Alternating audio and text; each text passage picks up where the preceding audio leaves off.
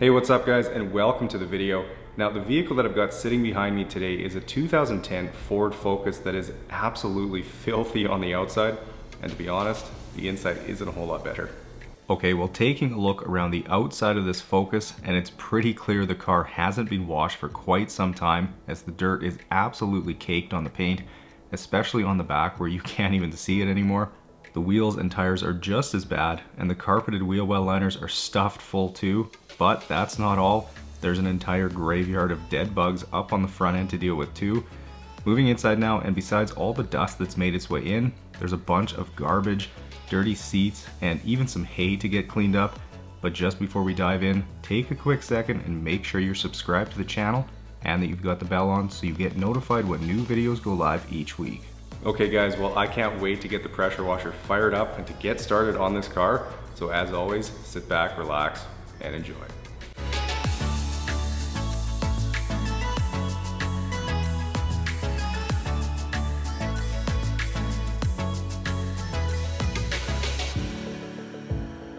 Alright guys, well, as you may know, pressure washing is probably my favorite step of the detail, as it has the most visual impact on the vehicle and is honestly pretty easy on my end, so I'm definitely going to enjoy the pre-wash rinse today.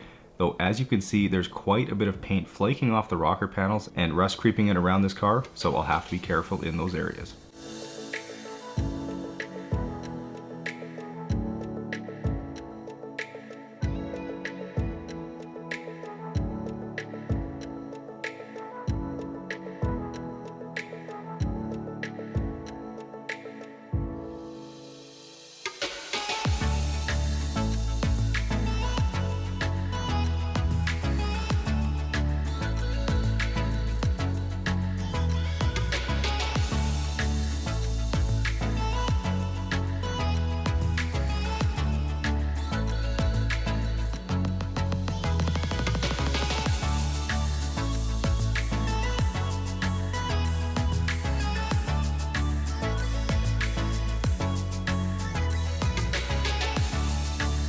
Alright, well, as I continue to bring things into focus here, you might remember this car as I detailed it just under a year ago, and the story on why it's back is actually kind of funny.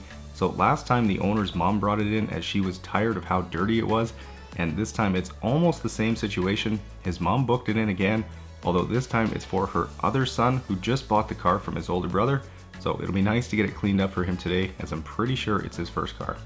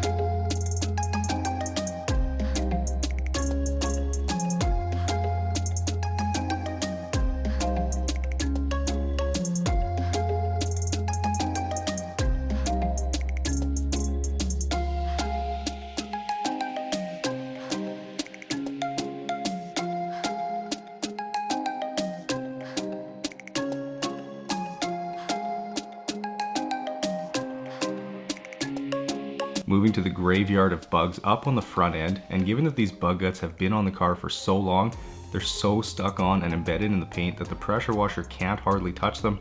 So just before the foam bath, I'll get some bug remover sprayed on to help break them down a bit before my wash mitt hits them.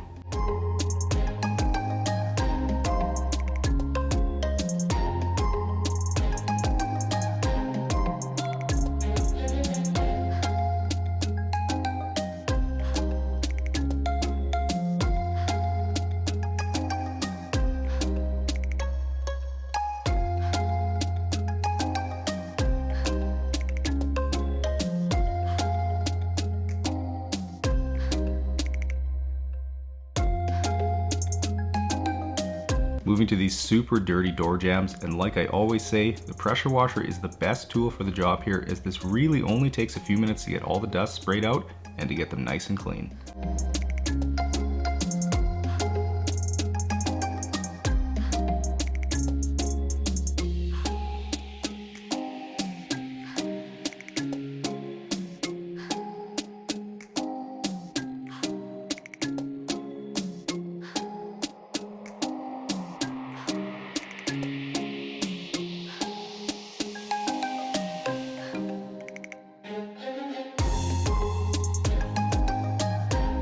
Now to tackle these bugs, I'm going to spray on some of my Detail Geek bug remover and let that sit for a couple of minutes, and when I wash it later, you'll see just how incredibly effective this bug remover is.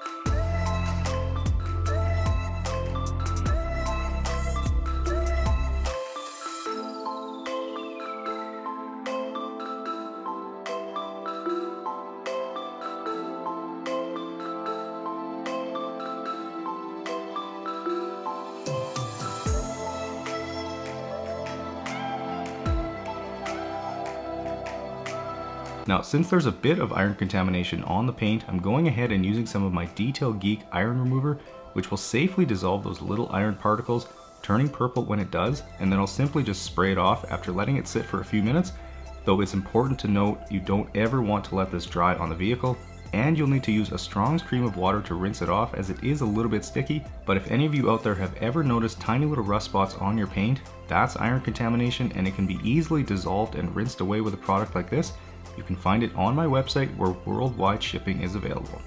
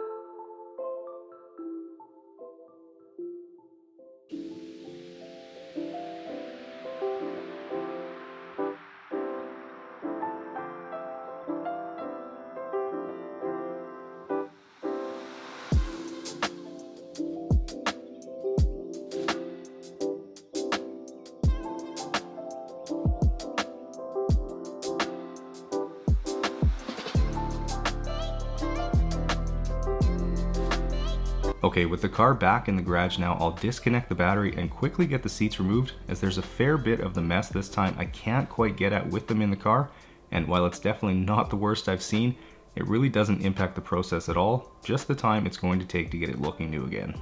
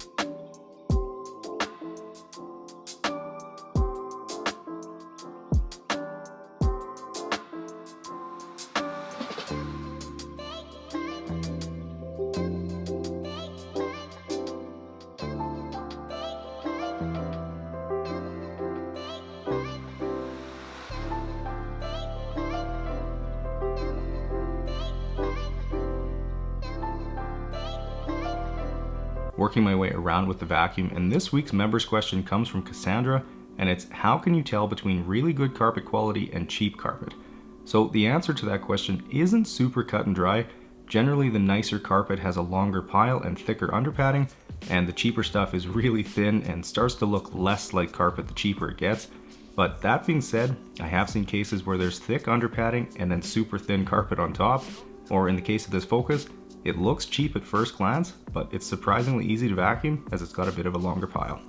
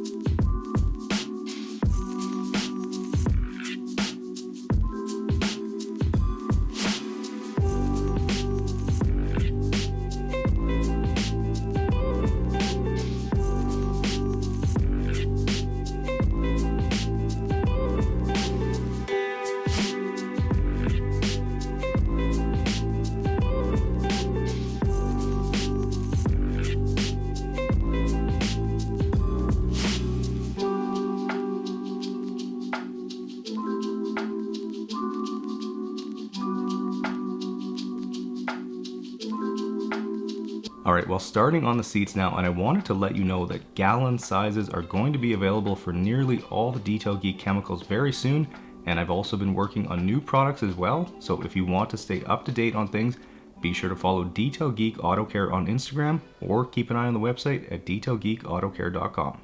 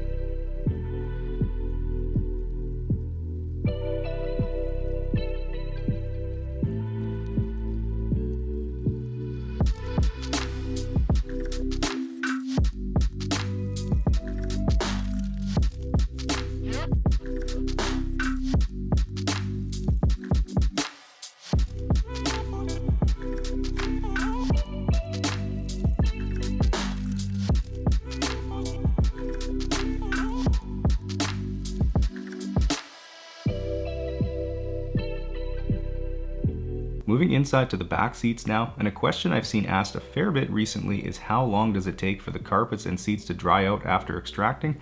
And honestly, it's typically only a few hours, although the seats definitely do take a little bit longer, which is why I always start with them first, and I'll make sure to put some pressure on the extractor over the last few passes to make sure I can get as much water out as possible.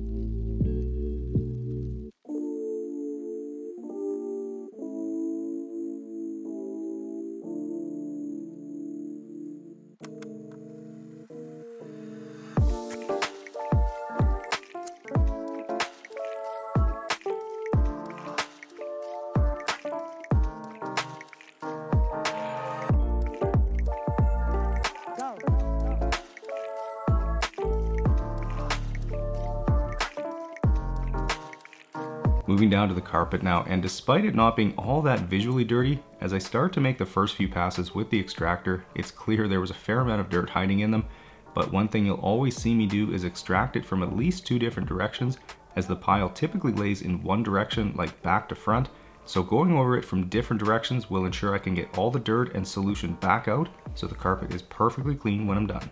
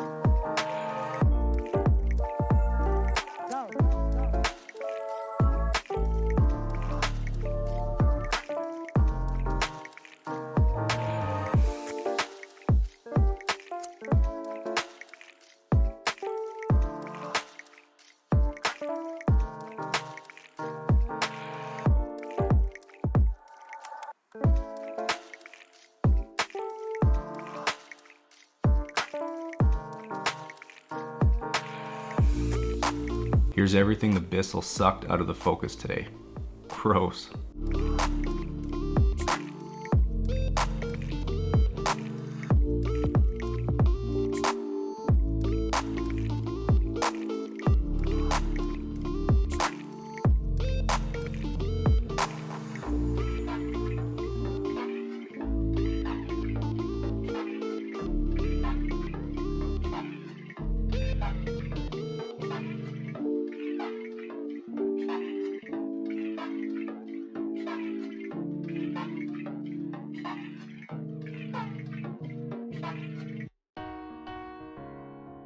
Now, one place the steamer comes in really handy is for down in the vents, as it can pretty easily take care of any built up dirt or dust in there. So for anyone out there who enjoys detailing their own vehicle, the McCulloch steamer I use is something I'd highly recommend, as it offers great quality for the price. I've been using mine for a couple of years now and it's still going strong, so if you're interested, the link is down in the description for you.